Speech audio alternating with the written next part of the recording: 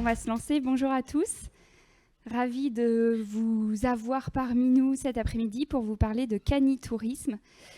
Moi, ça fait 6 ans que je me suis lancée sur le sujet du canitourisme.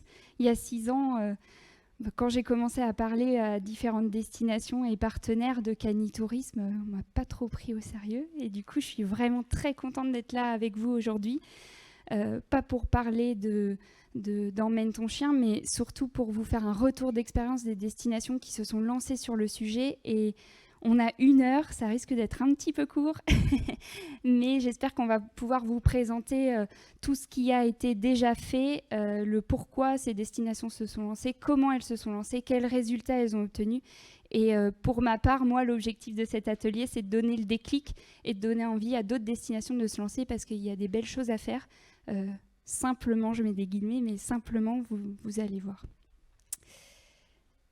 Alors, aujourd'hui, on va vous parler de canitourisme et on a fait une petite blague et vous allez voir que vous en aurez certainement d'autres parce que c'est un sujet quand même très sympa. Le sujet, c'est effectivement plus qu'une niche. C'était facile à faire, mais c'est effectivement une niche de clientèle, mais on est 18 millions de Français concernés et je vais vous donner quelques chiffres clés.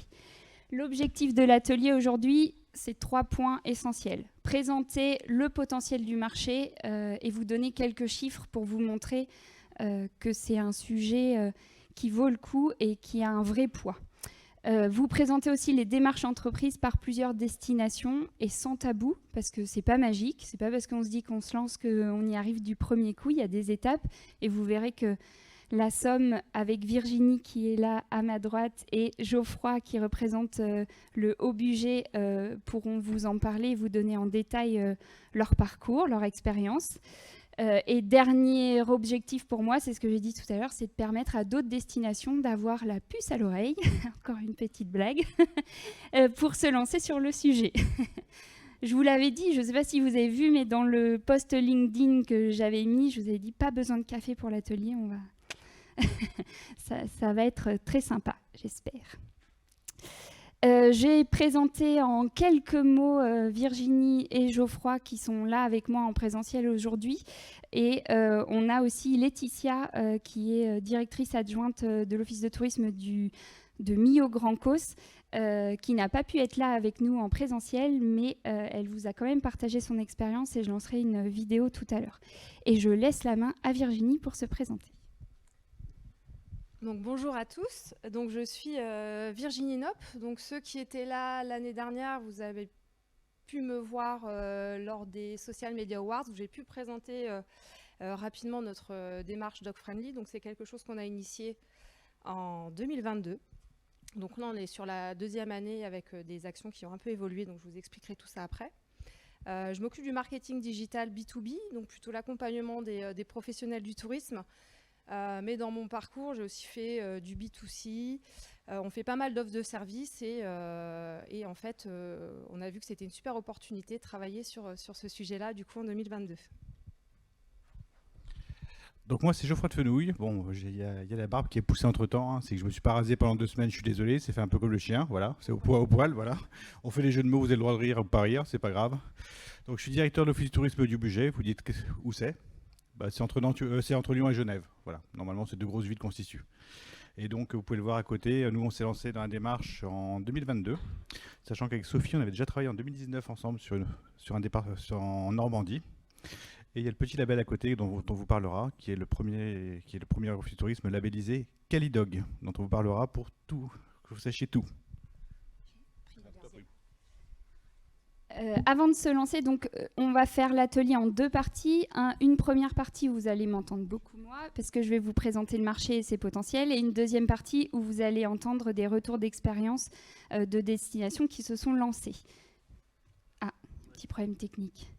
Avant de se lancer, peut-être un prérequis sur quelques mots de vocabulaire, parce que ça peut être bien de planter le décor. Souvent, vous avez peut-être déjà entendu parler soit de canitourisme, soit de tout tourisme. Aucune différence, c'est la même chose, c'est juste 2 noms différents pour un même marché, comme le cyclotourisme ou le no-tourisme. Vous allez entendre parler aussi de 2 labels tout au long de l'atelier. Le label Calidog, qu'on a créé chez Emmène ton chien, qui est vraiment à destination des hébergeurs et des prestataires. touristique, et le label Destination Qualidog, qui est cette fois-ci un label qu'on a créé pour les destinations, donc les OGD. C'est là une stratégie de développement au service vraiment du canitourisme. Mais on aura l'occasion d'en reparler avec effectivement en exemple le Haut Budget qui s'est lancé sur le label cette année. On y va, c'est parti pour le canitourisme. Je voulais démystifier quelque chose avec cette première slide et vous dire que oui, on va parler de chiens, ils sont mignons, mais pas que. On ne parle pas que du joli petit chien. Derrière le chien, il y a une famille qui vient consommer sur votre territoire et c'est de cela dont on va parler. Ça représente quoi? Ça représente aujourd'hui 18 millions de Français qui ont un chien et qui cherchent comment partir en vacances avec leur animal de compagnie. 63% d'entre eux partent en vacances et c'est à peu près une cible de clientèle pour vos destinations de 11 millions de personnes. Donc quand on parle chien, on parle de 11 millions de personnes qui peuvent venir consommer votre destination. Quelques autres indicateurs clés, parce que je trouvais ça aussi intéressant de poser les choses. Le hashtag dog, c'est aujourd'hui 370 millions de publications. Et d'ailleurs, je rebondis tout à l'heure en discutant de l'atelier avec Geoffroy.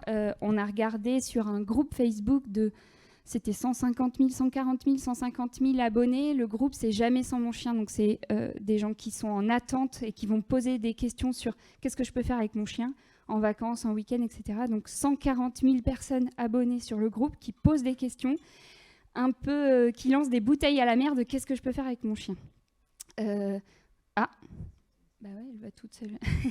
Donc c'est aussi pour vous donner un élément de contexte que voilà, il y a des groupes qui s'auto-animent tout seuls, des gens qui cherchent, il y a de la demande sur ce besoin de qu'est-ce que je peux faire et où est-ce que je peux aller en vacances avec mon chien.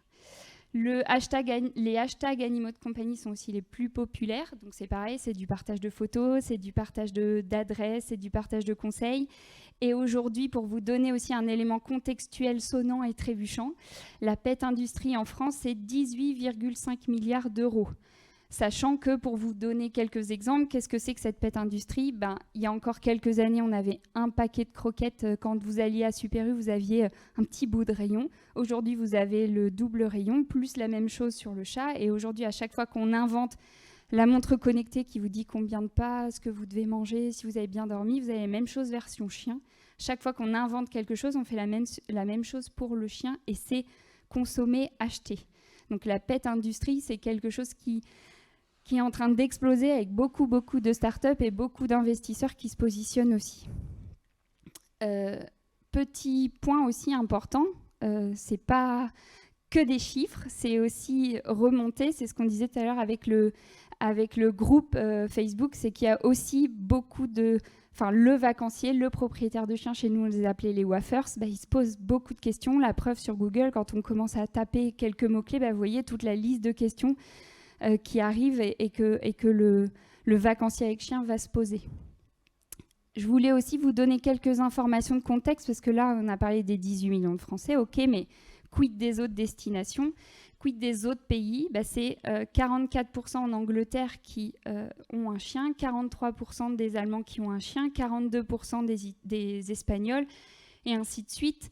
Nous, on est très focus français, mais finalement, chaque propriétaire de chien, peu importe sa nationalité, a les mêmes besoins et les mêmes attentes quand il choisit sa destination, quand il va partager des choses, des expériences avec son animal de compagnie. Un point important sur lequel on va revenir assez souvent, c'est ce 92% des propriétaires qui considèrent l'animal comme un membre à part entière de la famille. Je le redis, 92% qui considèrent l'animal comme un membre à part entière de la famille. Ça veut dire là que quand ils sont en recherche d'une destination, d'une offre touristique, ils n'ont pas un enfant et un chien. Ils ont un enfant et un chien. Et donc, dans le choix, l'animal est devenu prescripteur des vacances. Et donc, on s'attend aussi à ce que l'animal soit bien accueilli avec le même niveau de qualité et de confort. Et 63% partent en vacances, c'est ce que je vous avais dit tout à l'heure. Là, je vous ai fait une slide, je ne vais pas vous lire tous les chiffres, mais je voulais effectivement appuyer sur le fait que l'animal est devenu aujourd'hui un véritable prescripteur des vacances. Effectivement, tout à l'heure, c'est l'exemple de Facebook, c'est le groupe là où la personne dit « Bonjour, j'ai 5 jours, qu'est-ce que vous me conseillez à faire avec mon chien ?» Son point d'entrée n'est pas « Je veux aller là et j'ai un chien », c'est « J'ai un chien, où est-ce que je peux aller ?» Et en fait, la réponse qu'elle va, elle, avoir, c'est effectivement, on va lui prescrire des destinations, il y a des choses à faire avec son animal. Donc le point d'entrée, c'est l'animal. Quelques points là qui sont intéressants, c'est qu'effectivement 43% des propriétaires de chiens déterminent leurs vacances en fonction de leur animal et 32% vont renoncer à partir en vacances faute de solution d'hébergement sur place ou faute de gardiennage. Et autre point très important, parce que on a souvent cette difficulté-là quand on est destination, c'est qu'on cherche à faire venir. Et des fois, on est en concurrence avec des destinations étrangères. Là, sur ce vacancier-là, typiquement, lui, il n'y a pas beaucoup de concurrence avec l'étranger parce qu'il va rester plutôt en France à 92%. Voyager avec son chien, c'est compliqué en France. Voyager avec son chien et partir à l'étranger, c'est encore pire.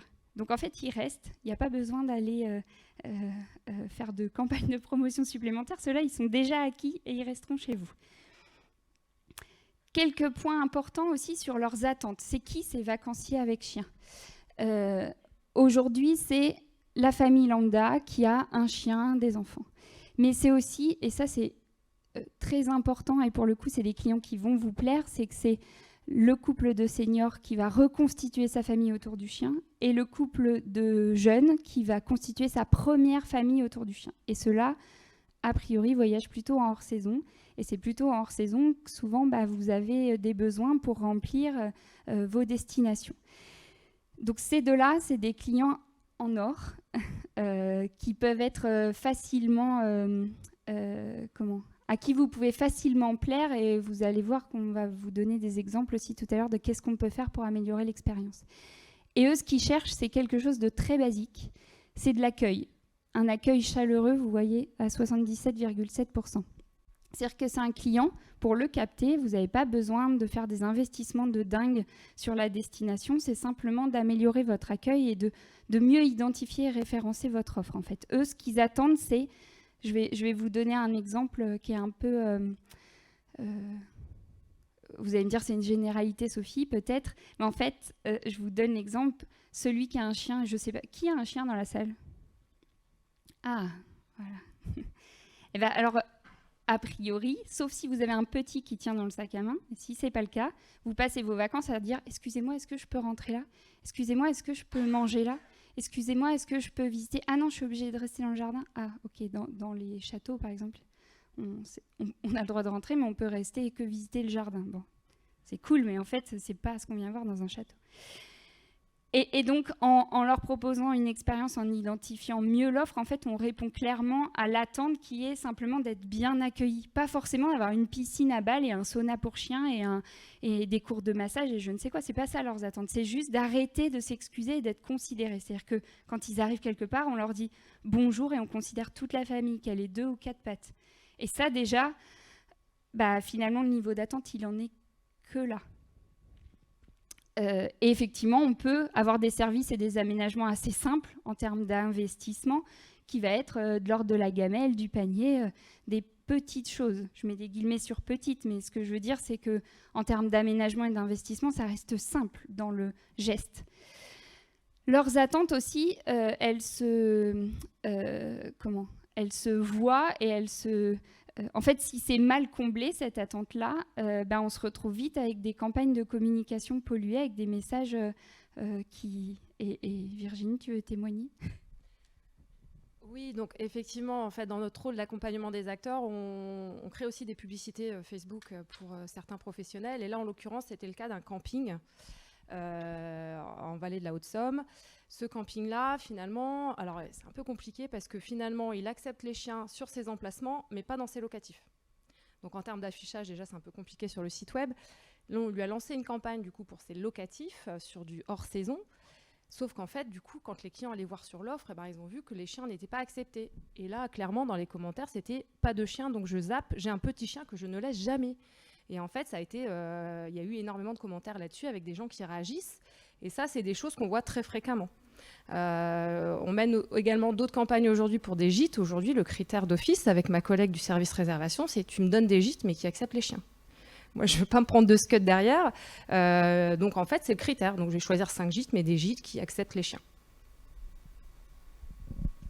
Et sans pour autant les positionner sur le chien. Tu parles de tout ce qui est chouette sur le gîte, mais juste effectivement, si ce critère n'est pas respecté, dans les premiers commentaires, c'est des commentaires négatifs. Et après, vous savez comment ça se passe. Une fois qu'on a sur les 2-3 premiers commentaires du négatif, c'est fichu pour la publication, quoi.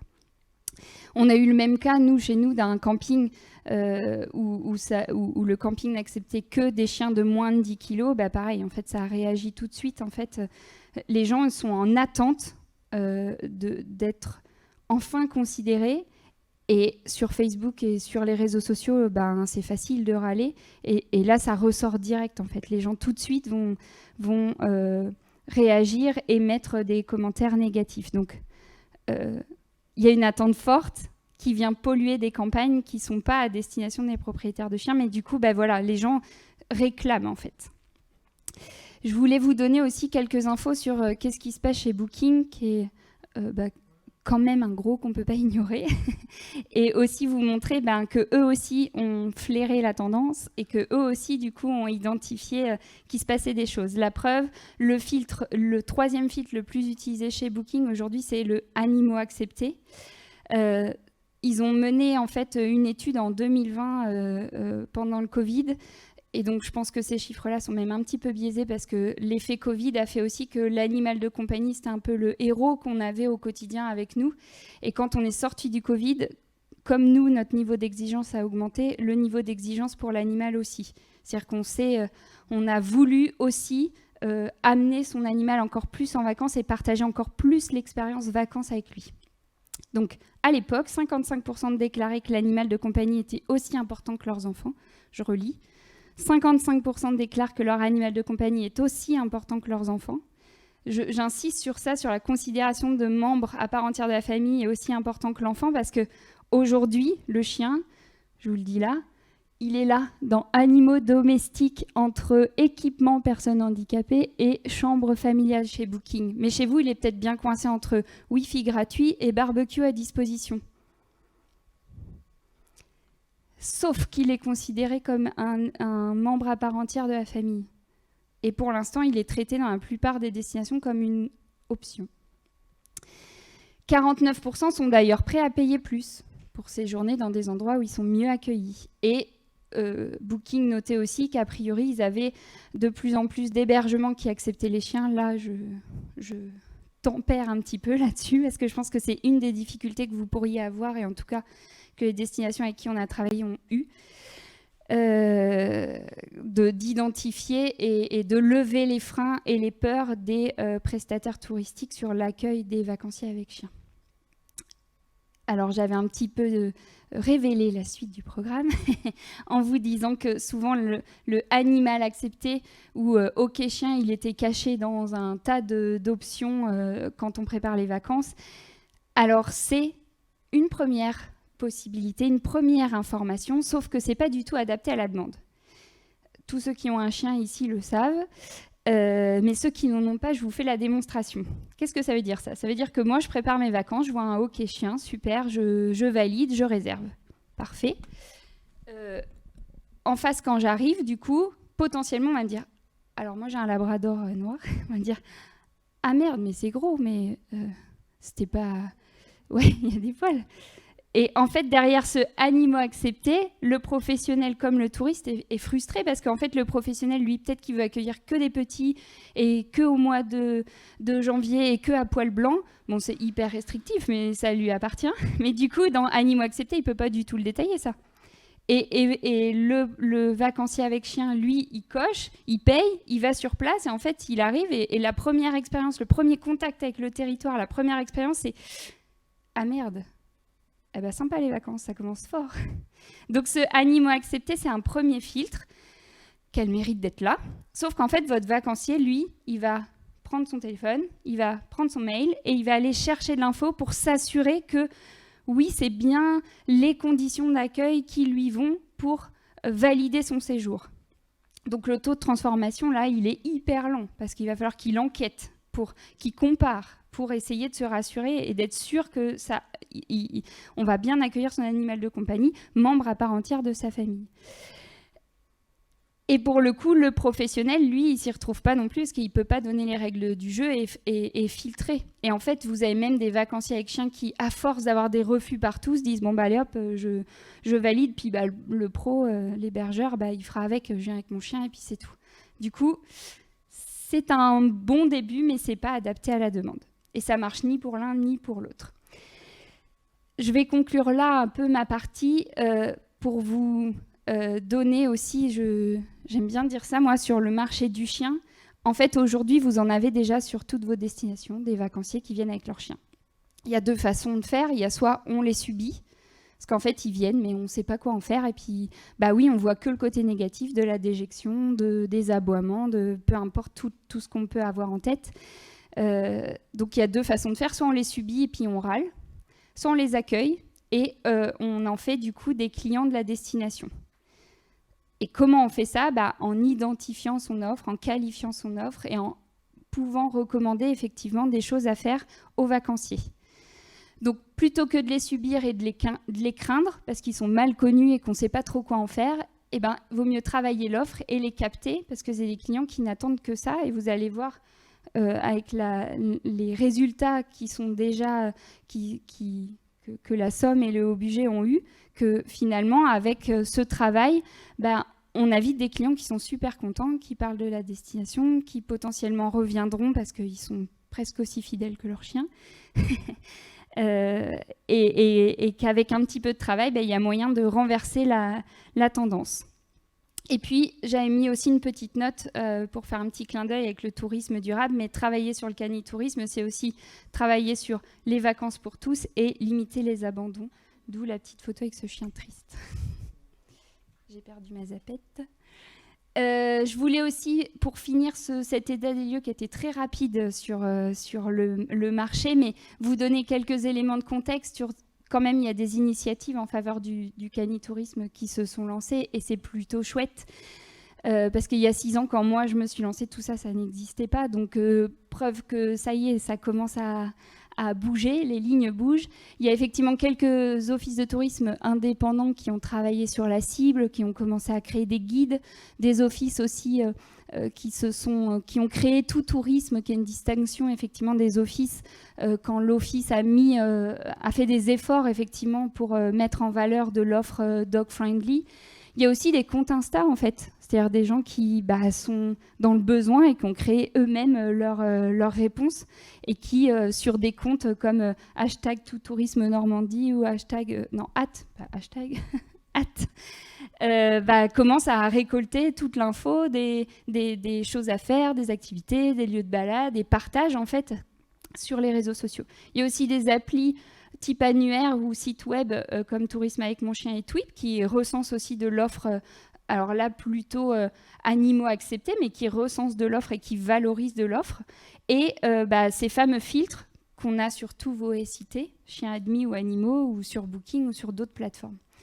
Donc, il se passe des choses, pas forcément tout à fait adaptées à la demande, mais pour le coup, il y a quand même des choses qui se mettent en place.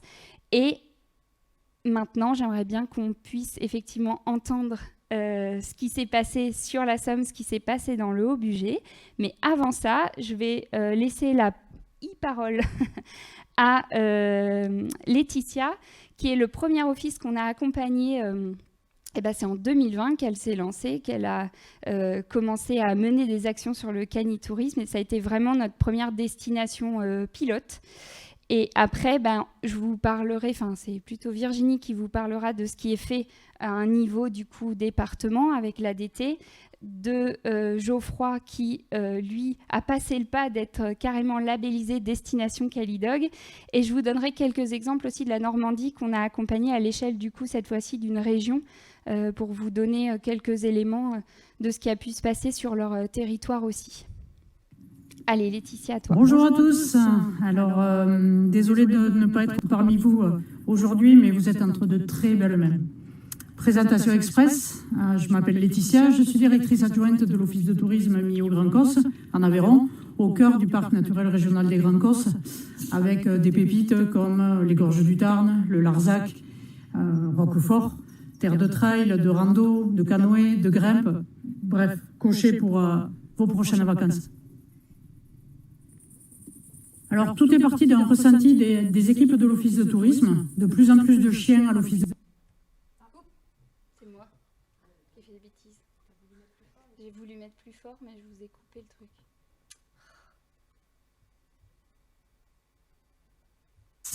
Je m'appelle Laetitia, je suis directrice Larzac, Roquefort, terre de trail, de rando, de canoë, de grimpe, vos prochaines vacances à coché pour vos prochaines vacances.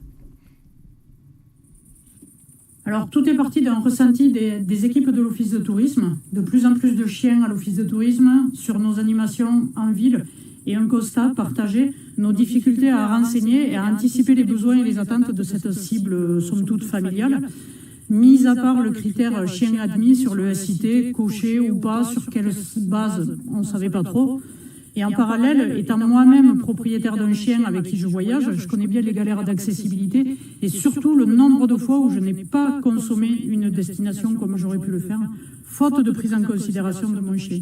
Donc dans nos engagements qualité, il y avait vraiment un trou dans la raquette, un os, c'est le cas de le dire. Donc, ne connaissant que très peu ce marché, nous avons décidé de tâter le terrain en année zéro, en interne, et d'aller à la rencontre des visiteurs qui étaient accompagnés de chiens. Dès que l'un d'entre nous voyait un chien au comptoir ou sur des événements en hors les murs sur le marché, il dégainait un petit questionnaire.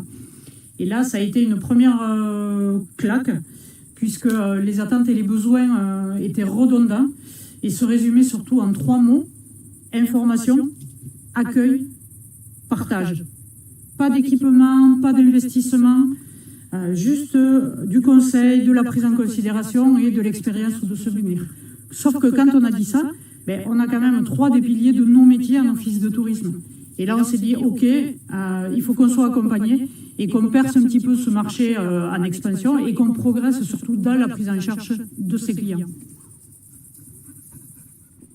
Alors l'idée était dès le départ de se faire accompagner pour ensuite être autonome sur le terrain et dans nos différentes stratégies, aller sensibiliser et former les pros un par un nous-mêmes et pouvoir intégrer du chien dans nos actions.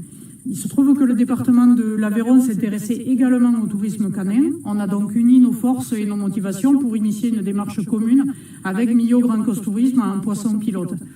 Et nous avons fait appel à amènetonchien.com pour nous accompagner, mais aussi pour nous aider à convaincre les acteurs du tourisme et faire tomber les préjugés, les craintes de départ. Je rappelle que nous sommes une destination nature et donc rurale, où la place du chien est encore à dominante chien de travail, chien de troupeau dans les fermes ou chien de chasse. Notre clientèle, à l'inverse, elle, est majoritairement citadine, avec une toute autre place pour l'animal. Donc on a essuyé quelques retours de pros du type « oui, mais je ne veux pas devenir un camping à chiens, et qui c'est qui va nettoyer les déjections, encore des investissements, et les dégâts dans les mobil-homes, pourquoi les chiens ?» Voilà. Donc le but n'était pas d'accueillir tous les chiens, mais de bien accueillir les chiens que l'on souhaite, avec des règles, des conseils, des explications, tout simplement. Donc toute l'équipe de Millau Grand Cause Tourisme a donc été formée, accueil, animation, communication, même la commercialisation, pour qu'il y ait une vraie cohérence tout au long du parcours client. Et en interne, ça a été plutôt très bien vécu, y compris par les personnes qui n'étaient pas très à l'aise avec les chiens et qui aujourd'hui sont d'ailleurs d'excellents ambassadeurs. Donc en parallèle, un premier pool de professionnels déjà convaincus de la démarche ou déjà acteurs à titre perso d'une telle démarche a été identifié et c'est avec eux qu'on a lancé officiellement la démarche « Amène ton chien à Millau » en Aveyron. Conférences de presse, présentation en apérotourisme, ateliers avec les pros, intégration de la thématique dans nos rendez-vous personnalisés, valorisation des pros, actions communes. La palette est quand même assez large. On s'est surtout très rapidement aperçu que les professionnels avaient la même méconnaissance que nous initialement de ce marché et que les a priori ou les craintes étaient toujours les mêmes, mais donc plutôt faciles à décliner pour nous. On s'est donc créé un argumentaire sur la base de ces craintes. On a également créé une charte pour intégrer de nouveaux professionnels avec une grille de critères mais pédagogiques tournée essentiellement sur l'information, sur l'accueil et le conseil. Et finalement, sur le terrain, avec ces 2 simples outils et du temps, la démarche s'est facilement installée et c'est le bouche à oreille positif qui a pris le relais. En interne, on a commencé à distiller du chien dans nos actions, dans nos communications, dans nos éditions, dans nos messages de sensibilisation. On a également créé en entrée de démarche pour marquer le coup et en partenariat avec la compagnie Eiffage du viaduc de Millau, un parcours permanent d'agilité canine sur l'aire autoroutière et de visite du viaduc de Millau. Donc c'est quand même 500 000 visiteurs par an environ et sur lequel l'offre canine de toute la destination est valorisée. Aujourd'hui, nous comptons plus d'une trentaine de partenaires, hébergeurs, restaurateurs, prestataires d'activités nature, sites de visite, auxquels il faut ajouter les professionnels canins, pet-sitters, magasins, vétos. Et nous poursuivons bien entendu le travail de sensibilisation et le réseau s'étoffe chaque année un peu plus. Un kit d'accueil est proposé aujourd'hui aux clients. Certains professionnels sont allés plus loin en proposant des kits VIP. Certains sont labellisés Calidog et bénéficient donc d'une visibilité complémentaire. Les retours des pros en général sont positifs. Clients ravis, clients qui reviennent, notamment sur les ailes de saison, toujours difficiles à remplir, et sur des clientèles de proximité comme Toulouse ou Montpellier. On a aussi des professionnels canins qui ont développé leur activité de gardiennage ou de dressage avec des animations grand public telles que des initiations au canipaddle, au canitrail, au mantrailing, donc aux chiens de recherche. En 2023, on a vu aussi le premier canicross de l'Aveyron qui a été organisé à Millau. Côté Millau Grand Cause Tourisme, le chien il a complètement intégré nos actions comme un membre à part entière d'une famille, comme un enfant, avec un accueil personnalisé, des services dédiés. Il est visible dans nos communications, en couverture de notre guide, sur les réseaux sociaux, que ce soit en organique ou en publicité, avec d'ailleurs des jolis taux d'interaction et de partage. Présent aussi dans nos campagnes de communication, sur un espace dédié sur notre site web, pour lequel on crée des contenus d'aventure, d'expériences à vivre et à partager en famille, avec son chien, mais où le chien trouve un vrai intérêt et il puisse lui aussi jouer ou s'amuser. Nous avons également intégré le chien dans notre charte graphique, aux côtés de notre mascotte qui est une petite brebis et qui diffuse notamment avec elle les messages de sensibilisation à l'environnement. Le plus important à mes yeux, ce sont les retours clients et quel dommage qu'il n'existe pas un bouche à oreillomètre, car je pense qu'on exploserait bien les scores. Non seulement nous avons d'excellents avis ou retours clients sur Google, Facebook, Insta, et nous avons aussi des clients qui reviennent physiquement à l'office de tourisme, rien que pour nous partager leur expérience, leurs photos. Ces clients-là sont évidemment d'excellents prescripteurs dans leur camping ou dans leur activité ou les animations. Et quand on repense aux 3 manques que l'on avait identifiés au départ, à savoir l'information, l'accueil et l'expérience, le souvenir, je pense qu'on est vraiment sur la bonne voie. Alors, je vous présente Tsingy, notre conseiller en séjour, expert et influenceur canin de la destination, puisqu'il teste tout et pose, moyennant quelques croquettes. Et c'est avec lui que nous sommes engagés depuis 2019 dans une démarche de facilitation du tourisme canin. Je vous avais laissé cette petite capture parce que quand même Tsingy, pour le coup, ça a été aussi l'élément déclencheur à Millau. Laetitia, elle a un chien. Effectivement, elle s'est posé la question de se dire, elle vous l'a dit, comment je pars en vacances avec mon chien? Ah, c'est compliqué. Et sur Millau, oui, il y a du travail à faire. Donc c'est aussi, Tsingy a été l'élément déclencheur, mais Virginie, elle a aussi, j'ai oublié, comment il s'appelle? Piana et Equinox dans le Obligé. Donc finalement, le point de départ aussi des destinations, des partenaires avec qui on a travaillé jusque-là, c'est souvent aussi un besoin perso de se dire, mais en fait, j'y arrive pas avec mon chien. Et sur mon territoire, mes vacanciers, c'est pas plus facile, donc allons-y, travaillons sur le sujet. Et justement, je vais passer le micro cette fois-ci à Virginie et Geoffroy, qui vont faire le même exercice que Laetitia, c'est-à-dire vous expliquer pourquoi ils se sont lancés sur le canitourisme, quel constat il y avait au départ sur leur destination et à quels enjeux de la stratégie touristique ça pouvait bien répondre le canitourisme. Virginie, tu te lances ? Je vais me lever aussi. Donc effectivement, moi le point de départ, c'est que je suis également propriétaire d'un chien. Et en 2021, je décide de partir en vacances avec mon chien. Donc j'ai aussi 3 enfants, plus un chien, mais un chien qui fait 45 kilos. race Bull Mastiff. Donc voilà, le chien, pas forcément passe-partout. Et là, je commence à rechercher sur Internet. Je prends le moteur de recherche, je commence à chercher et là, je galère énormément. Parce que des fois, c'était moins de 10 kilos ou autre. Mais je me dis, mon chien, il ne rentre pas dans les cases.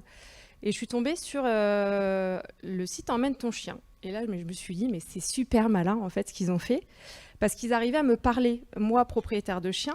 Dans les contenus, il y avait les avantages, donc côté maître, c'est-à-dire l'hébergement, le confort et compagnie, plus tout ce qui est sympa côté chien. Donc tous les éléments de rassurance, jardin clos, le type de chien accepté, est-ce qu'il y a plusieurs chiens acceptés, les catégories oui, non, enfin énormément de détails qu'on ne retrouve jamais dans nos SIT. Il ne faut pas se leurrer, on ne va pas aller jusque-là puisqu'on n'est pas des SIT dog-friendly. Donc j'ai trouvé ça super malin. Et là, je me suis dit, tiens, je vais regarder ce qu'il y a dans la Somme, parce qu'on transpose toujours à son propre territoire. Et là, en fait, il y avait quoi, 10 offres 10 offres partagées par des voyageurs avec chiens. Aucun professionnel positionné. Et je me suis dit, mais en fait, mon offre, c'est pas ça. Je pense qu'il y a quand même plus de choses à faire dans la Somme. Et je me dis, on n'est clairement pas identifié comme territoire dog-friendly. Donc ça a été notre point de départ en 2021. Oui. Et sachant que sur ces 10 offres, tu as dit c'était des offres partagées par des membres de la communauté, donc ça veut dire de l'expérience en 2-3 lignes et qui étaient plutôt des offres de type balade et plage, pas de l'offre touristique à consommer avec derrière de la billetterie ou de l'hébergement, quoi. C'est ça. Alors moi, l'histoire est un petit peu différente, c'est qu'avec Sophie, on a travaillé donc ensemble dès 2019, où Sophie reçoit un message de nulle part sur LinkedIn. Je ne sais même pas comment je l'ai trouvé. Je suis directeur d'Île de France-Seine-Maritime, j'ai envie de travailler avec vous. Ça a été direct comme ça. C'est vrai, on a regardé la date, je crois que ça doit faire maintenant, c'est 4 ans exactement, quasiment. Donc Sophie se dit, mais qu'est-ce qui se passe? Moi, j'avais constaté, j'étais directeur d'Île de France-Seine-Maritime, 800 hébergements, la moitié qui accueille les chiens, c'est déjà pas mal. 15 plages autorisées aux chiens, c'est énorme, hein. Il y a des départements où il n'y en a pas, quasiment. Et puis, je quitte la Seine-Maritime, etc. Et là, c'est le coup inverse.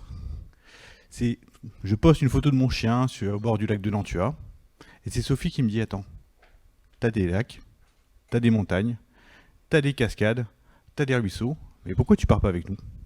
Je réfléchis, je me dis, voilà, bon, allez, on va y aller doucement. On prend un atelier canin, en test. Sauf qu'on s'est fait piéger. C'est le journal local Le Progrès, qui est un gros journal. Le rédacteur en chef, en voyant ça, débarque directement dans le bureau. On fait un article, on y va. On a même été dans le froid de l'hiver, on va dire, pour aller faire une photo de chien. J'ai pas pris le mien. Et là, sauf que j'ai regardé les titres du journaux. Enfin, c'est pas les jeux de la presse à scandale. C'est l'Office du tourisme se lance dans une stratégie canine. Voilà, j'ai pas le choix. Les communes principales partagent, même notre CDT, qui pourtant n'est pas très existant, on va dire partage aussi. Et là, on se dit, on avait prévu ça pour 2023, 2024. Les locaux, je vous en parle même pas, ils ont frappé à la porte. C'est génial ce que vous faites. Nous, on est parti comme ça en fait. Simplement, c'est un peu une partie de ping-pong avec Sophie.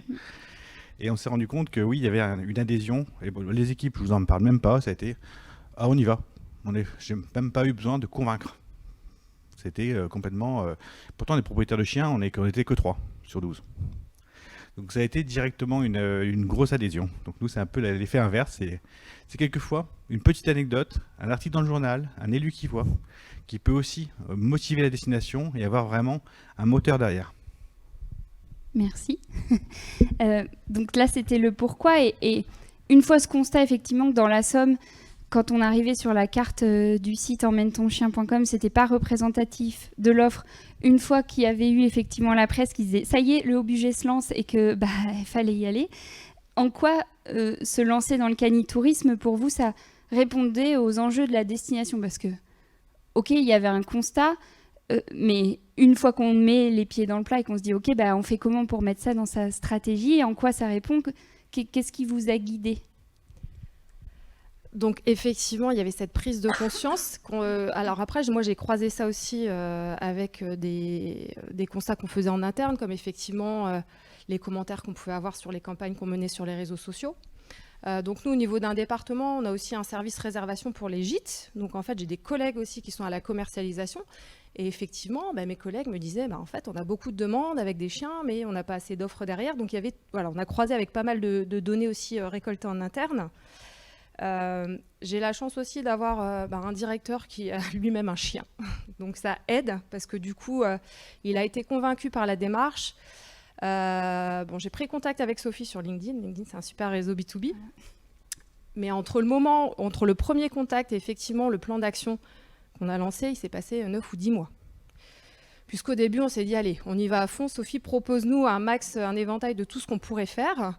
Donc on peut se lancer de plein de manières différentes. Nous, on s'est dit aussi, effectivement, on a un département, mais dans un département, il y a les offices de tourisme. On a 2 offices de tourisme qui sont déjà engagés dans la démarche tout tourisme. Et en fait, c'est chouette, c'est un bon point de départ. Mais est-ce qu'on va peut-être travailler ensemble? On va peut-être mutualiser les moyens. Bon, on a fait un webinaire avec les OT, mais en fait, on l'a fait en février ou mars. Et du coup, les budgets étaient déjà arrêtés, donc un peu compliqué. Donc, on a revu notre feuille. Et puis, finalement, on est parti sur effectivement de la sensibilisation des équipes déjà en interne. Parce qu'effectivement, il y avait plein de choses à mettre en place, que ce soit au niveau, effectivement, il y a aussi un service labellisation chez nous, donc effectivement de pouvoir parler aux porteurs de projets, puisqu'en fait, effectivement, quand on va créer un hébergement, dès le départ, de se dire, je vais peut-être accueillir des chiens, ou il faut que je pense, mettre tel type de sol, ou prévoir, il n'y a pas énormément d'aménagement à faire, mais d'imaginer dès le départ cette clientèle-là, c'est plus simple qu'effectivement des hébergeurs qui sont déjà en place, qui n'acceptent pas, et là, ça va être plus dur de les convaincre. Donc, il y avait ce pôle qualification de l'offre. On a effectivement notre service réservation des gîtes, qui là, effectivement, ont besoin de plus d'offres. On a le SIT, donc effectivement, il y a des choses à mettre en place aussi au niveau du SIT. Et après, tout ce qui est promocom, donc travailler effectivement sur... là, on a récupéré de l'offre, et puis là, on va pouvoir mettre en place effectivement des articles, travailler le référencement pour faire connaître notre destination. Donc dans un des pourquoi, c'était, tu l'as dit tout à l'heure, de se dire, aujourd'hui on a un lot d'offres qu'on ne connaît pas suffisamment, on a de la demande, et quand on doit adresser, typiquement, j'ai un labrador, à qui, ou j'en ai 2, à qui, quel gîte on peut me proposer en face, c'était pas si simple que ça pour ton service, que de bien connaître l'offre, d'adresser la bonne offre, et surtout, très vite, c'était assez saturé parce que pas suffisamment d'offres. Effectivement, c'était une vraie méconnaissance. Moi, je me souviens une fois ma collègue qui me dit, mais j'ai un Allemand qui veut venir avec 3 chiens. Mais j'aurais jamais un hébergeur qui va accepter 3 chiens. Et après, quand on a fait ce travail effectivement d'interrogation auprès de nos sociopros, si, en fait, il y a des hébergeurs qui aiment les animaux, qui sont prêts à accueillir 2-3 chiens. Mais cette donnée-là, on ne l'avait pas avant. En fait, quand on ne l'a pas creusée, on ne connaît pas, donc on ne peut pas renseigner le client correctement. Donc ça a été une vraie prise de conscience. Et Geoffroy, aussi, tu m'as dit dans le pourquoi, tu nous as dit tout à l'heure, effectivement, la démarche t'a un peu rattrapé. Tu nous as dit aussi que ton territoire s'y prête, c'est-à-dire que finalement, quand on a une famille avec son chien, d'avoir de l'espace, de pouvoir se baigner, de pouvoir que ce soit facile d'accès et qu'il y ait plein d'activités nature, ça fait totalement sens. Mais tu m'as dit aussi que sur cette volonté de se positionner dans ta stratégie touristique, c'était aussi pour ce côté différenciation. Est-ce que tu peux nous en dire plus? Complètement. Nous, c'est vrai qu'on a une destination. Voilà, on est dans le massif du Jura. Ça fait sourire. C'est une image assez positive. On voit qu'il y a quand même beaucoup de gens qui se positionnent sur certains territoires. Donc nous, on s'est dit déjà, les lacs, c'est facile. C'est pas les espèces de lacs comme Annecy ou autres qui sont très jolis, mais nous, c'est beaucoup plus nature, on va dire. C'est un lac naturel aussi, sur lesquels les chiens, vous baladez le long du lac. Ils peuvent sauter d'un seul coup dans l'eau. Je sais que sur l'esplanade, il y a eu Musher, la chienne de Sophie, qui fait plouf systématiquement, même quand il fait froid. Et puis, on a eu de la chance, dans la stratégie touristique qui a été mise en place sur le budget, ils ont ouvert une boîte de Pandore, je le dis franchement. Ils ont mis stratégie différenciante. On met tout ce qu'on veut là-dedans. Donc nous, on a foncé là-dessus. On s'est dit, différenciant, c'est le chien. Il se trouve que le cabinet d'études a soutenu aussi en disant, c'est une idée maligne. C'est ce qui vraiment, je reprends leur terme là-dessus. Donc on s'est dit, nous, on va se différencier des autres territoires du budget, de la Haute-Savoie et autres, ou à qui on est en concurrence, ou même de la Suisse d'ailleurs. Et puis on s'est dit aussi, on a des bassins de population très importants. On a Lyon, on a Genève. Mâcon, bon, c'est un peu plus petit aussi. Ce sont donc des gros bassins de population où quand on se met dans la peau du client, on se dit, le pauvre chien, bon, une fois à Lyon qu'il a fait 3 fois le parc des Têtes d'Or, il en a un peu marre, quoi. Il a reniflé à Genève 4 fois son square, allez c'est bon, il faut quand même que j'aille ailleurs. Là, on s'est dit, cette population canine qui est enfermée dans les villes, notamment avec l'effet post-Covid, on s'est dit, on va les sortir de chez eux, on va leur offrir des vacances, et c'est nous aussi là-dessus. L'enjeu de la stratégie, c'est d'aller conquérir cette clientèle urbaine, que ce soit des familles, mais c'est aussi des couples qui viennent juste pour aller quelques fois le week-end, maintenant à la semaine, pour découvrir vraiment, pour aller chercher la nature. En plus, lac, montagne, c'est vrai que les points d'eau, c'est super important. Donc nous, on a vraiment un enjeu de stratégie qu'on est en train de placer au cœur de notre stratégie là-dessus. On attendait juste la labellisation pour pouvoir foncer. C'est fait, il n'y a plus qu'à.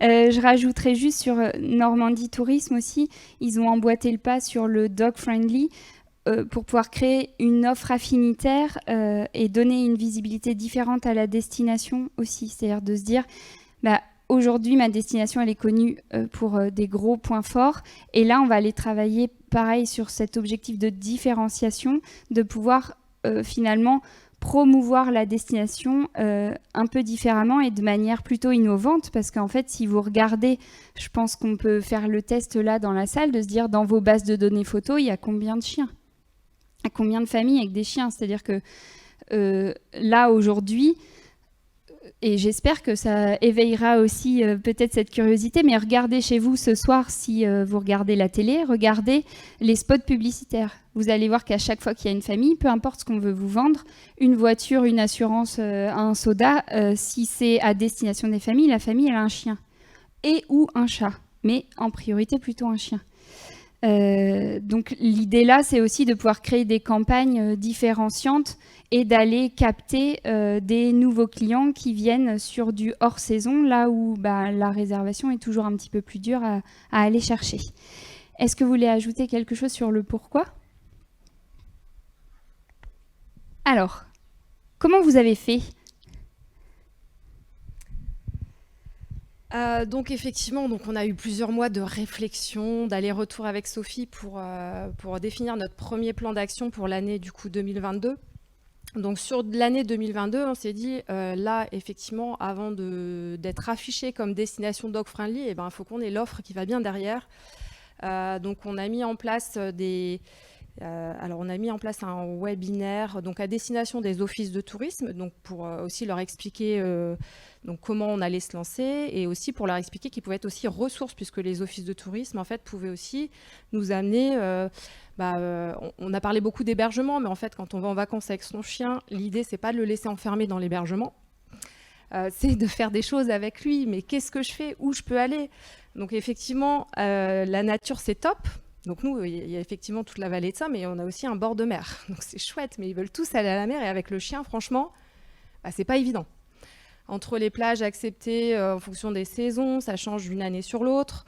Et ils veulent tous aller se baigner, mais c'est pas forcément le plus simple. Donc là, l'idée, c'était effectivement d'afficher les conditions et aussi de montrer qu'effectivement, si tu fais quelques kilomètres, finalement, en bord de rivière, ça va être beaucoup plus chouette, beaucoup plus sympa, ton chien pourra courir.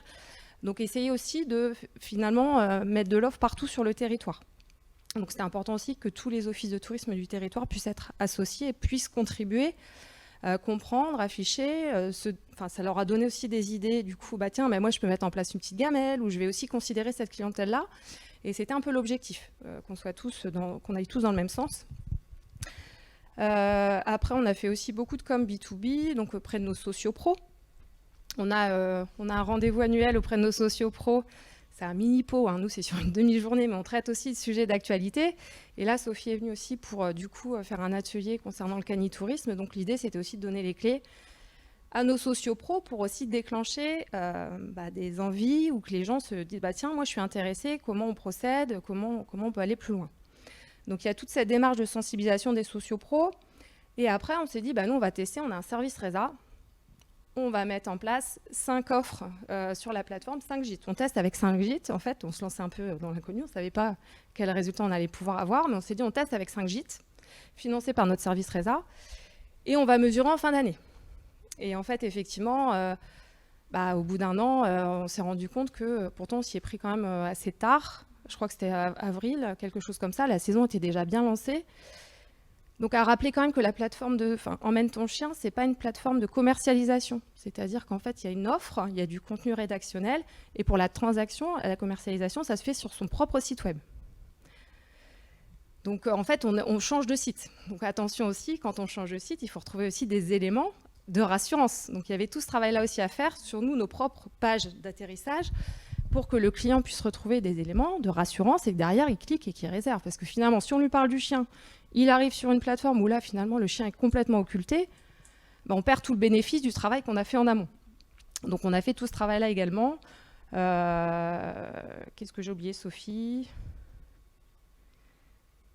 Les 5 gîtes. Et puis après, on a commencé à rédiger aussi des articles pour positionner la destination. Sur la partie promotion. En fait, il y a eu un premier volet, effectivement, identification de l'offre sur ton territoire, sensibilisation, identification de l'offre, qualification, où avec ton service, on s'est aussi posé autour d'une table pour finalement faire un plan de travail, quoi, et de se dire c'est qui les offres qu'on va valoriser, qu'est-ce qu'on va valoriser, comment on répond aux questions des hébergeurs, parce que c'est bien sympa de se dire j'ai de la demande, j'ai pas assez d'offres, mais comment je convainc des nouveaux hébergeurs ? Et pour ça, il fallait que chez toi, ton équipe ait les clés pour répondre. Tu m'as parlé tout à l'heure que vous aviez fait des fiches pour effectivement, quand vous avez un porteur de projet, pouvoir répondre. Et finalement, au fur et à mesure, cette démarche, elle est plutôt en escargot. C'est-à-dire qu'on commence, c'est ce que disait Laetitia tout à l'heure, par un pool d'hébergeurs, de prestataires touristiques qui sont convaincus, eux, dès le départ. Et puis, au fur et à mesure, quand ils font la démonstration aux autres que ça marche, on a de plus en plus d'hébergeurs, prestataires d'activités, etc. Et après, on finit par avoir une offre complète sur la destination. Mais effectivement, dans le comment, il y a identification, qualification qui est passée par un atelier chez toi, et derrière, promotion avec différentes actions qu'on a déployées. Et alors, chez toi, Geoffroy, comment ça s'est passé ? Alors nous, la démarche a été différente, on va dire. Quand on a commencé, quand je me suis retrouvé coincé, si vous reprenez l'épisode précédent, je dis à Sophie, t'as ton label Kellydog. Sophie me dit, je réfléchis à le déployer sur les destinations. Ouais, je dis, c'était ça. Ouais. C'était ça aussi. Bon, moi, je suis dans le département de l'Ain, c'est 0,1, donc les premiers. Voilà, c'était un peu le deal entre nous, il faut être clair, ça a été négocié marchand de tapis, mais pas très compliqué. En parlant de chiens, pendant 3 quarts d'heure au milieu. Voilà. Oui. Et sur le label Kellydog, on s'est dit, mais qu'est-ce qu'il y a là-dedans ? Ça, nous, on l'a considéré non pas comme un label. Le label, il y en a partout. Bon, celui-là, il est bien, par contre. Mais nous, ce qui nous intéressait, c'est la méthodologie qu'on a eue. L'accompagnement. Parce que pour avoir un label, quand vous avez le classement, vous n'avez pas claqué comme ça, allez, c'est bon, je l'ai, c'est facile. Donc nous, on a dû répondre à un cahier des charges qui était sévère au départ, il faut être clair, qui est un petit peu allégé. On a essuyé les plâtres, vous nous remercierez plus tard. Voilà, au départ, c'était recenser déjà notre offre. C'était pas une mince affaire. Oui. Je peux vous dire que les stagiaires et les apprentis, on en a usé. Mais usé. On mettait pas qu'il y avait le truc chien, parce que justement sur le stage, voilà, parce que ça leur faisait peur, on va dire plus ou moins. C'était un travail de recensement, déjà de toute notre offre.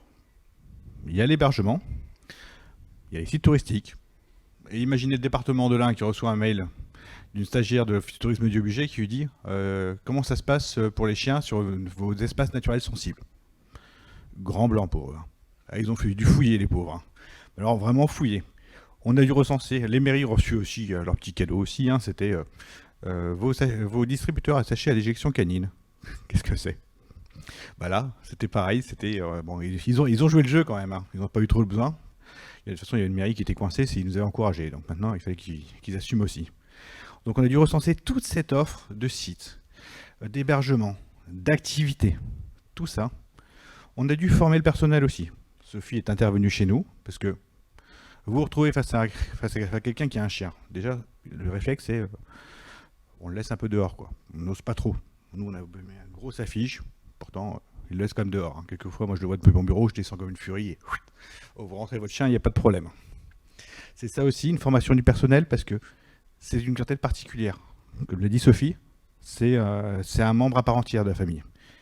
On a eu cette formation du personnel, et après, on avait cet élément qui était de dire, il faut des pilotes, des hébergeurs pilotes. Bon, il y en a un qui était tout trouvé, il était déjà Calidog, celui-là. On était tranquille. Le groupe, il y a un groupe qui avait déjà joué le jeu. Donc nous, on se dit, qu'est-ce que ça va être le plus facile? On allait chercher des campings, forcément. Bah ouais, c'est un peu en plein air. Sauf qu'il y en a d'autres qui sont venus se rajouter. Donc on a eu 7 au départ qui sont pionniers, qui vont en contaminer, entre guillemets, d'autres là-dessus, qui sont pionniers, sur lesquels donc, on a fait une charte avec des obligations pour eux, parce que c'est bien d'être pionnier, c'est bien d'être fer de lance, mais il faut vous accueillir. Avec notamment l'accueil du... Il y a eu le tapis pour le chien, en tout cas le coin pour les chiens, les sachets d'injection canine, tout ce qui va avec pour qu'il y ait une belle expérience client et que ce ne soit pas déceptif comme on l'a vu au précédent. Nous, ça a été toute cette démarche. Alors à un moment, on commençait un peu à souffler. On l'espérait avant l'été. Bon, il se trouve que c'est fin août où Sophie m'appelle. Bingo, t'as gagné. Tu l'as. Alors nous, on n'a rien dit. On s'est dit, on va attendre la revise. Bon, on est sur les terres de e-tourisme. Il y a un certain Jérôme Forget qui est en face, qui vous fait un superbe article sur e-tourisme, avec la surfréquentation et trucs. Et OVNI à la fin, il parle du haut budget, qui nous dit et félicitations pour la labellisation Calidog. Personnellement, j'ai toujours pas compris. J'ai essayé de le demander déjà, parce qu'on n'avait pas fuité, donc il doit y avoir une taupe chez moi. Ça, on s'arrangera au retour. Mais on a eu vraiment voilà, cette image. Mais pour le rétroplanning, il faut quand même imaginer que, bon, faut être patient. Vous n'avez pas claqué des doigts comme ça pour l'avoir, si vous voulez faire quelque chose de qualité. Parce que plus vous êtes accompagné, Sophie va m'en vouloir si je vais dire ça, mais plus ça sera long, plus vous aurez d'accompagnement. Mais d'un côté, vous aurez une qualité. C'est surtout l'avantage du label. Nous, c'était vraiment à la poursuite du label pour pouvoir qualifier notre offre. Et je peux vous dire qu'il y a des moments, certains nous ont dit, ouais, bof, chargé de mission tourisme, je l'ai envoyé promener, hein, forcément. Vous voyez comment on parle des chiens, mais voilà. C'était pareil, sans chien. Donc voilà un petit peu pour nous les actions qui ont été déployées. Et c'est ça, tu disais, c'est important. Quand on veut se lancer, c'est pas simplement prendre son SIT et ressortir tout ce qui est OK chien sur un PDF, parce que ça va pas répondre aux attentes, et c'est hyper important de former à tous les niveaux. C'est-à-dire, vos prestataires, il faut les engager dans la démarche. C'est pas que l'office qui peut dire « ça y est, on est Canitourisme, on se lance ». Il faut que le prestataire, il ait compris ce que c'est, pourquoi, qu'est-ce que ça va générer comme business chez lui, parce que c'est ce qu'il veut, hein, c'est ce qu'il veut entendre et comprendre. Et du coup, il faut l'impliquer. Donc là, c'est ce qu'on a fait aussi avec le haut budget, c'est vraiment créer une charte qui dit en contrepartie d'un effet, d'un levier de promotion, parce que finalement, ce qu'a pas dit Geoffroy, mais dans les résultats aussi, ce qu'ils ont mis en place, c'est de se dire, on identifie, on qualifie, on fait la promotion, parce que c'est de A à Z de cette stratégie du canitourisme. Et pour bénéficier du coup de l'effet promotion de l'office de tourisme, ce qui est important là, c'est de valoriser une offre qui est vraiment qualifiée et pas du hockey chien, et pas recommander et inviter des gens en disant venez chez nous, c'est super, mais en fait on ne connaît pas bien notre offre et on va peut-être renseigner des choses qui ne sont pas sûres d'être dog friendly. Donc on est passé vraiment par cette étape de qualification qui est passée par la charte pour engager les gens, leur faire comprendre quel était l'intérêt et quel était l'objectif de la destination, et après sur ce volet promotion. Il y a aussi eu voilà, la rédaction. Sophie vous donne dans le cadre de la démarche un carnet de vacances. Nous, on l'a déployé, donc normalement c'était fin août, la saison est normalement terminée. Ce carnet de vacances, on l'a testé par rapport aux gens qui avaient des chiens. Que nous, on a mis la démarche encore plus jusqu'au bout. Ça veut dire que quand un chien rentre, on lui donne une friandise. On a quand même une boutique canine, hein, avec des colliers, etc. Je peux vous dire qu'elle marche. Vraiment des colliers locaux, même s'ils sont... Mais on a eu aussi, sur cette démarche-là, sur les actions, ce carnet de vacances, et on a constaté que les gens qui ont un chien, votre guide touristique, il les intéresse plus. Hein. Vous leur montrez le carnet de vacances, ça y est, ils sont appâtés comme ça, et ils regardent que ça. Les locaux, ils viennent nous les piquer, donc on en a un peu marre, on commence à plus avoir de stock. Hein. Surtout qu'on pensait l'éditer en interne, maintenant on va peut-être faire appel à un imprimeur, tant pis. Mais moi je pense que ce carnet de vacances est hyper important, et ça a été aussi le déploiement d'une page sur notre site internet, de la homepage, directement, séjourner avec son chien. Et c'est une page qui est consultée, alors que nous, on a fait actuellement, avant la fin de l'été, on n'a fait aucune opération de communication dessus. On voulait être prêt, on voulait être sûr. Il y a eu quand même il y a eu presque 3000 vues sur la page, spontanées directement, des gens qui sont rendus sur notre site internet, qui sont allés voir. Si je me souviens bien sur les chiffres, on était quasiment à plus de 3 minutes passées. 3 minutes passées sur la page. Donc ça veut dire que c'est pas du furtif, c'est vraiment du captif, c'est des gens qui sont intéressés. Donc on a vu vraiment voilà, une motivation. Et pour rebondir sur Normandie Tourisme, du coup, eux, ils ont voulu aussi s'appuyer sur le comment ils ont fait. On a déployé une enquête auprès des 3000 prestataires touristiques avec qui ils travaillent pour identifier et qualifier l'offre, pour pouvoir s'appuyer sur un premier réseau labellisé et s'adosser aussi à une plateforme affinitaire pour mettre en avant et promouvoir la destination au travers de cette nouvelle cible. On a un petit peu avancé, mais c'est très bien parce qu'on est en retard sur les résultats. Comment ça s'est passé? Donc on a vu le pourquoi vous êtes lancé, qu'est-ce qui a fait qu'il y a eu un élément déclencheur sur la destination, à quelle stratégie ça pouvait répondre. On a vu aussi le comment, avec des ateliers en interne, des ateliers pour vos hébergeurs, des ateliers pour vos équipes, avec tout un plan d'action de comment on identifie l'offre. On n'en a pas parlé, mais par exemple, chez Normandie Tourisme, si, je viens d'en parler. On avait cette fameuse enquête pour identifier l'offre à l'échelle d'un territoire comme une région. Donc, différents outils pour se lancer sur le sujet. C'est pas effectivement, on l'a vu aussi, il y a des difficultés. C'est pas en se disant tiens, on y va que d'un seul coup ça répond. Et même une difficulté dont on n'a pas parlé, qui est importante, c'est que quand vous avez l'envie, il va falloir faire adhérer des prestataires touristiques. Parce que vous, destination, vous avez envie d'identifier l'offre et de faire de la promotion, vous différencier tout ce pourquoi ils se sont lancés, mais ça ne veut pas dire que sur votre territoire, ça va répondre du premier coup avec un pool d'hébergeurs qui va dire « Ah oui, super, je me lance » ou un pool de prestataires qui va se lancer. Donc il va falloir aussi convaincre, sensibiliser, apporter de la matière, du contenu, des chiffres pour lancer la démarche et que d'autres vous suivent. Et une fois que ça c'est fait, on a des jolis résultats à afficher. Vas-y Virginie. Ouais, donc nous, effectivement, donc on a pu analyser déjà nos 5 gîtes. Les 5 gîtes qu'on avait mis en ligne sur la plateforme ont généré, alors en conversion directe, un peu plus de 5 000 €. Donc en fait, on était super contents du résultat parce qu'on l'a fait en cours d'année et on peut tracer la conversion. Donc ça, c'était un premier résultat. Donc après, ça a mis en confiance aussi effectivement nos collègues du service réservation, ce qui fait que effectivement sur l'année 2023, je suis passée de 5 à 20 gîtes en fait. Et sur ces 20 gîtes, alors j'ai appris au contact des équipes de Sophie, en fait, sur leur méthodologie, sur comment effectivement je vais récupérer de la donnée, comment j'interroge le prestataire. Et sur 2023, cette année, c'est moi qui ai appelé les hébergeurs en début d'année. Donc on a sélectionné avec ma collègue, en fait, alors on a regardé les avis clients, on a regardé ceux qui acceptaient les animaux, on a lu les descriptifs et on a sélectionné 15 gîtes également qu'on a nous retravaillé. Donc j'ai réécrit des textes spécifiques pour la plateforme Emmène ton chien, puisque ça ne va pas être les mêmes que sur le SIT. Et on a essayé aussi de remettre quand même quelques couches aussi sur nos propres dispositifs pour justement que ce soit vraiment très fluide pour l'internaute. Donc on peut aussi voir dans les résultats, ce qui est top, c'est qu'on voit qu'effectivement dans les avis clients, alors là il y avait un exemple avec un des gîtes, sur 10 avis récoltés en 2022, il y avait 5 avis qui mentionnaient l'accueil du chien.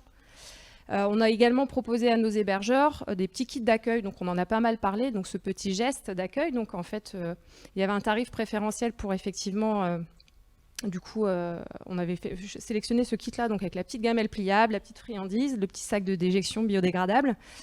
Et donc on l'a proposé à nos hébergeurs, notamment à l'Assemblée Gîtes de France en fait. On leur a dit, écoutez, on propose ça à la vente. Et les clients sont super contents en fait. Donc effectivement, ça coûte pas très très cher et en fait, voilà, on va montrer qu'effectivement on aime les animaux et ça ressort en fait au niveau des avis clients. Donc pour positionner la destination, c'est top. On a également accueilli, alors en 2022 du coup, Hélène et Taïko, qui est une ambassadog. Donc c'est en fait une voyageuse avec chien qui partageait déjà ses bons plans sur la plateforme Emmène ton chien. Donc comme Sophie en parlait tout à l'heure, on avait fait ce constat qu'effectivement, des photos avec chien, on n'en avait pas du tout. Et on s'est dit, avec l'IA, ouais, avec l'IA, on pourrait en avoir, mais effectivement, là, on s'est dit, en fait, pour mieux comprendre cette clientèle-là, on va accueillir Hélène et Taïko, et puis on va, avec elles, construire un programme. Alors, 3 jours en plein mois d'août, c'était compliqué. En plus, il faisait très, très chaud en 2022, l'été 2022. Donc le toutou, quand il fait très très chaud, c'est compliqué parce que même le sable, c'est chaud pour ses pattes. Donc il fallait prévoir aussi des activités le matin, le soir, toute une problématique. Mais voilà, pendant 3 jours, elle a pu découvrir la destination, elle a fait des photos. Et derrière, du coup, on a pu récupérer les photos pour alimenter notre base de données. Donc ce qui est top, c'est qu'en 2023, on a passé une étape supplémentaire, c'est que ma collègue de la Promocom, du coup, mes collègues ont accueilli 3 influenceurs, donc là spécialisés dans photos, vidéos et avec des grosses communautés, et que là, du coup, on va avoir des super photos, et j'aimerais bien avoir un poster chien l'année prochaine, mais voilà, d'aller jusque-là. La newsletter également, du coup, qui avait bien fonctionné, 43 000 lectures. Donc Sophie peut extraire également des résultats sur les recherches sur le mot-clé somme. Alors nous, on a positionné, en fait, vu qu'on a rédigé avec Sophie des articles sur la destination, nous, sur nos pages de destination, ce qu'on va faire, c'est que, par exemple, sur la page B de Somme, tout en bas, je vais avoir un article, un petit article en cross-selling qui va renvoyer vers l'article spécifique chien sur la plateforme de Sophie. Donc on est plutôt partage d'articles de blog depuis nos pages grand public. Et donc, les clics, donc la newsletter, on avait fait ça. Et on est passé de 10 offres, du coup référencées sur la plateforme début 2022. Aujourd'hui, on a 141 résultats, du coup, sur la destination Somme, dont 39 offres labellisées. Donc on est plutôt content. On ne cherche pas à avoir toute l'offre, c'est évident. Ce qu'on veut, c'est des bonnes offres et au moins pouvoir orienter très facilement le voyageur avec chien. Et là, c'est des petits exemples du coup de communication B2B qu'on a pu réaliser cette année. Alors pour le budget, comme je vous disais, on n'a pas forcément volontairement communiqué. On l'a fait seulement à la fin de l'été, quand ça a fuité, hein, merci Monsieur Forget, c'était une bonne nouvelle. Donc nous, l'idée, ça a été vraiment de laisser la page tourner tranquillement. Cette page, elle existe depuis déjà 1 an, si je ne me trompe pas, donc on la laisse tourner tranquillement. J'expliquais que à partir d'entre mai et juillet, il y a eu quand même plus de 2300 clics, ce qui est quand même intéressant, spontané, sans aucune promotion, avec vraiment tout ce qu'il y a à faire sur le budget, ce guide qui est téléchargé tout seul aussi. Et puis on s'est dit, on va quand même franchir, on a fait des jeux, comme on n'avait pas de photos, moi j'en ai marre de mettre des photos de mon chien, ça me coûte cher en friandises, donc à un moment ou à un autre, il faut bien mettre les autres en contribution. Donc je me suis dit, on va peut-être faire des concours photos. Alors on a une artiste sur le lac qui nous fait des figures du Cirque du Soleil avec son chien sur un paddle, je ne sais pas comment elle fait. Voilà, je vous montre quand même, c'est quand même assez... À chaque concours, on se dit, voilà, on va quand même pas encore la faire gagner, quoi. À chaque fois, parce que ça commence à faire. Bon, on a quand même trouvé d'autres contenus, donc on essaye déjà de miser justement aussi sur... et ces posts-là, ils sont engageants. Très, très, très engageants. Je n'ai pas forcément de retour pour l'instant. Et puis nous, on s'est dit, allez, fin de l'été, bon, la saison a été bonne, on se fait une petite campagne Google Ads pour voir. En même temps que 4 autres. Sur les 4, c'est celle qui a de loin le plus marché. Ça a été vraiment, alors je suis vieux, j'ai pas mes lunettes, mais j'arriverai à lire les chiffres. Non, finalement, je n'arriverai pas à les lire. Excusez-moi. Non, c'est bon. C'était 225 000 impressions. 2240 clics, 42 conversions. On est quand même sur des résultats qui sont franchement honnêtes, très honnêtes pour des campagnes Google qui sont noyées ou toutes les autres destinations qui sont bien plus grosses que nous, qui vous mis sur un été indien. Donc on a vraiment vu cette campagne, nous, dans la stratégie, mais ça on l'intègre justement sur la suite. Donc les résultats, et puis on a fait un petit événement pour la remise du Calidog. Oui, quand même. Voilà, avec des jeux ça, on aura plein d'idées de jeux là-dessus si vous voulez vous lancer dans la démarche, les jeux de serveurs, etc. Et on a fait une petite campagne sur les réseaux sociaux, juste pour remettre le truc, mais vraiment modeste. Hein. Nous, les budgets, c'était même pas 20 ou 30 euros. Vous imaginez le truc, c'est rien. On a eu une 40aine ou 50aine de personnes qui sont venues. Sauf que c'était pas des locaux, c'est des gens qui venaient des départements voisins et qui disaient, allez, on va se faire la journée Calidog, et après on ira se balader au bord du lac, se manger un morceau, etc. On leur remet le guide, ils regardent et disent, c'est bon, on va revenir. Donc nous, c'est du résultat qu'on a vu aussi sur le terrain. Et d'ailleurs, Sophie, elle vous le dira pas, mais elle a quand même animé un jeu de 1, 2, 3 soleil. C'était son gage. Et elle ne le savait pas quand elle est arrivée. Je m'engage jusqu'au bout. Peut-être aussi dans tes résultats, Geoffroy, finalement, quand on a commencé à travailler, parce que tout à l'heure, tu as dit j'en ai usé des stagiaires pour identifier l'offre, mais oui, parce que la première fois qu'on a discuté du sujet sur ta destination et que je t'ai dit, bah si là, aujourd'hui, j'arrive à l'office, je fais ding-dong, qu'est-ce qu'il y a à faire? Tu vas m'envoyer me balader, ce qui est chouette, parce qu'il y a ce qu'il faut sur ton territoire, mais en termes d'offres, bah, pas grand-chose. Et aujourd'hui, après, ça fait quoi, 1 an qu'on a lancé le sujet, on est à 106 résultats trouvés sur le haut budget. C'est-à-dire que sur la carte, là, on commence à avoir quand même quelques points d'intérêt. On peut aller au resto avec son chien, on peut effectivement trouver des lieux de visite, on peut trouver des lieux je pense qu'il y a des loueurs de vélos, il y a de l'hébergement, donc il y a de l'offre touristique identifiée et qualifiée en quelques mois de travail. Effectivement, il faut de la ressource parce qu'il faut aller identifier et chercher, mais c'est aussi le support qu'on a créé avec le label Destination Calidog, avec les différents outils pour vous aider, vous accompagner sur je pars de pas grand-chose avec mon SIT et ce filtre animaux acceptés, puis finalement je sais pas trop qui a coché, dans quelles conditions, j'ai de l'offre, j'affiche, je peux communiquer et je peux m'appuyer sur une offre que je connais et qui est qualifiée. Donc je trouve qu'en résultat, c'est aussi un joli résultat de se dire on est parti de 0 à 141 offres et la même sur la somme, du coup, on est parti de 10 et aujourd'hui, effectivement, tout à l'heure, on disait on affiche plus d'une centaine de résultats aussi. Donc, je voulais... Pareil sur Mio, c'est exactement comme ça qu'on a commencé. On a commencé par pas grand-chose et aujourd'hui, ils ont, pareil, une vingtaine d'offres qui est labellisée. Ils ont trouvé de l'offre activité aussi. Ils commencent à créer aussi des idées séjours sur la destination. On a 2 entreprises qui se sont positionnées sur la destination et qui créent de l'offre annexe. Sur la Normandie, pareil, on est parti sur une destination, on avait quelques offres, c'était à l'échelle d'une région, c'était pas du tout représentatif. On arrive à plus de 200 offres maintenant sur la destination. Donc, avec, c'est sûr, un peu de travail, il peut y avoir des résultats assez, je mets des guillemets sur le assez rapide. Et derrière, ça engage des actions de promotion pour vos destinations, pour se différencier, pour attirer des clients hors saison, etc. quoi. Mais... Juste ajouter que c'est pas simple en fait, parce que la plupart des sociopros pensent moi j'accueille le chien, qu'est-ce que je ferais de plus? En fait, je fais déjà le job.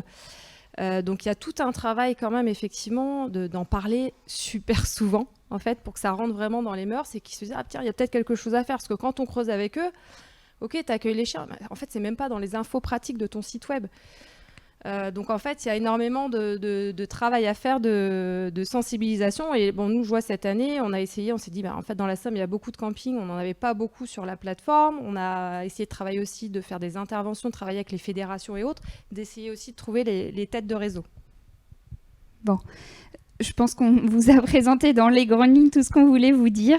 On a largement débordé et merci d'être restés parmi nous éveillés parce que j'ai vu personne qui s'endormait. Donc ça, c'était plutôt le défi de 14h30 après la soirée du jeudi.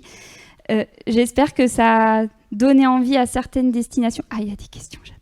Je peux poser juste une question, s'il vous plaît. On n'a pas parlé du tout de budget. Ouais. Alors,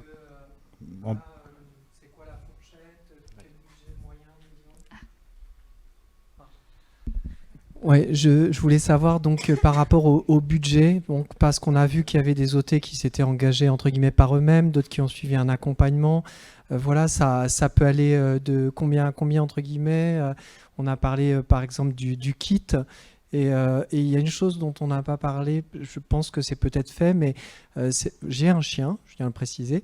Est-ce qu'il y a un guide pour les maîtres des chiens, notamment pour rassurer les hébergeurs? Parce qu'on fait des guides, par exemple, de bon comportement sur les pistes cyclables, dans les milieux naturels, etc. Et peut-être qu'il y a aussi un guide pour les bons maîtres, entre guillemets, ça peut rassurer nos hébergeurs. En fait, notre métier, les doubles chez Emmène ton chien, c'est qu'on accompagne le vacancier qui a un chien à partir en vacances et dans le accompagne, on éduque. C'est un vrai mot, ça, éduquer. C'est-à-dire que c'est pas parce qu'on vous montre tout ce que vous pouvez faire avec votre chien que vous pouvez le faire n'importe comment, parce que ça détruit tout l'autre versant de notre travail qui est d'accompagner des prestataires touristiques et de leur dire « mais si, accueillez-les, c'est chouette ». Donc, on est obligé d'éduquer des deux côtés. Et effectivement, le prestataire touristique, quand on travaille avec des indépendants, parce que là, on parle de la destination, mais on travaille avec des hébergeurs en indépendants qui cherchent le label Calidog. Du coup, ils ont aussi une boîte à outils avec cette charte du bon wafers, avec les 10 points. Alors, c'est plus pour se sécuriser lui, mais du coup, c'est bien aussi d'afficher et de rappeler dans son hébergement comment ça se passe et quelles sont les règles d'accueil et quel est le comportement attendu. Mais c'est aussi ça, la force de la plateforme, c'est de pouvoir détailler ça, ces conditions d'accueil, justement, pour que celui qui vient, il sait comment ça se passe et il sait quelle est la proposition de valeur sur place. Et côté budget, si vous voulez répondre... Moi, je veux bien répondre. Donc, nous, on a été au bout du label, on va dire. Donc, ça veut dire que ça demande quand même de l'accompagnement. Nous, la première année, parce que c'est un investissement, vraiment.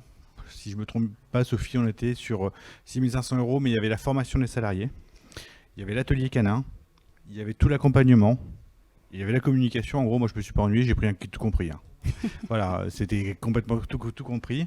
Et juste pour rebondir à la question que vous avez posée pour le guide, justement par rapport au maître de chien, dans le carnet de vacances que propose Sophie, il y a, donc il vous est fourni, il faut le personnaliser bien sûr, vous avez à un moment la charte justement et l'explicatif. Après, sur le budget, effectivement, Geoffroy a pris le kit tout compris, mais on a créé des propositions aussi à la carte, de se dire, voilà, j'ai une destination qui fait déjà, qui a déjà identifié, qui a déjà qualifié, il n'y a plus qu'à faire la promotion. En fait, nous, c'est aussi l'objet de la plateforme affinitaire, c'est que du coup, une fois que vous avez fait tout le travail, on a entre guillemets tout le trafic. Il n'y a plus qu'à dire aux wafers, n'allez pas n'importe où en vacances, allez chez eux parce qu'ils ont fait le job. Donc, si vous êtes sur la partie promotion, on peut travailler sur la partie promotion. Si vous êtes vraiment au démarrage, du coup, on peut démarrer aussi, par exemple, sur des destinations qu'on a accompagnées. Ils nous ont dit, nous, on aimerait bien faire l'atelier pour voir s'il y a des hébergeurs qui répondent. Parce que si on s'engage et qu'on n'a pas d'hébergeurs qui répondent et que, en fait, nous, on a envie office, mais sur le terrain, il ne se passe rien, on ne veut pas engager la démarche trop loin. Et donc, on a fait comme ça, à la carte, en se disant, oui, j'ai des hébergeurs, donc comment je fais? Comment je passe à l'étape d'après? Donc, voilà, on a, en fonction de vos attentes, de vos besoins, de ce que vous voulez faire, la possibilité d'aller sur l'envoi d'une newsletter, un post Facebook parce que vous avez quelque chose à dire, un événement. Ça peut être des budgets qui sont... c'est pas des budgets beaucoup plus petits que... Oui. mais voilà, le budget à engager n'est pas... Et ça, c'est hyper important sur cette clientèle-là, c'est que il n'y a pas besoin d'aller chercher des millions pour refaire des routes partout autour de chez vous. Ce n'est pas de l'investissement et de l'aménagement comme du cyclotourisme. Là, c'est une démarche d'accueil, comme disait Laetitia tout à l'heure. C'est vraiment une démarche d'accueil, considérer le maître et son chien, donc la famille avec son chien, et lui ouvrir un peu plus de lieux. C'est-à-dire, plutôt que de lui interdire tout, lui montrer tout ce qu'il est possible de faire sur vos destinations. Et même s'il y a des choses interdites, c'est pas grave, il y a plein d'autres choses super à faire. Et surtout éviter qu'il cherche, en fait, l'aider dans sa recherche et que ce soit simple, en fait, pour lui. Nous, sinon, juste au niveau du budget, on avait une enveloppe à peu près 10 000 € par an. Mais ça comprend vraiment à la fois les gîtes qu'on place sur la plateforme, les webinaires qu'on a mis en place, les packs d'articles SEO. Enfin, c'est vraiment un pack à la carte. Je clôture pour vous laisser continuer les ateliers. Merci beaucoup de nous avoir accordé votre temps. Et à bientôt. Oui, bonheur. Ouais.